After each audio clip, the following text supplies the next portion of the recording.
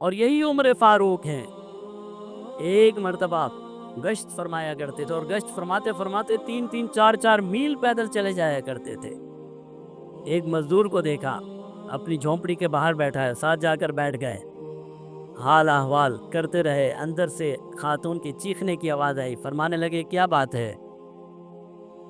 مزدور نے کہا بھی پریشان ہوں، حاملہ ہے میری بیوی، اور اس وقت کوئی دائی کہاں آئے گی، مدینہ سے باہر کون آئے گا، عورتیں ویسے ہی رات کو نہیں آتی، پریشان ہوں۔ فرمانے لگے کوئی بات نہیں، میں اپنی بیوی کو لے آتا ہوں۔ گئے اور ام کلثوم رضی اللہ تعالی عنہا کو جا کر لے کر آ گئے، اپنی زوجہ محترمہ کو، اور اندر بھیج دیا۔ باہر اس کے ساتھ ویسے ہی بیٹھ گئے، گپے لگاتے رہے۔ یہاں پر بچے کی پیدائش ہو گئی۔ اندر سے آپ کی زوجہ نے آواز لگائی، اے امیر المومنین، اے امیر المومنین، اپنے دوست کو خوشخبری دیجئے، لڑکا پیدا ہوا ہے۔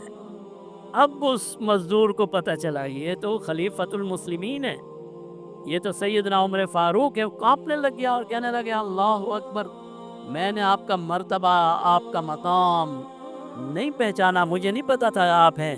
فرمانے لگے کوئی بات نہیں، میں بھی تو تیری طرح کا انسان ہوں، اللہ نے یہ خدمت میرے ذریعے سے پوری کر دی۔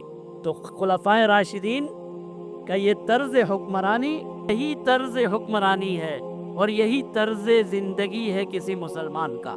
جناب نبی کریم صلی اللہ علیہ وسلم نے فرمایا، خیر الناس من ينفع الناس، تم میں سے سب سے بہتر وہ ہے جو دوسروں کو نفع پہنچاتا ہے۔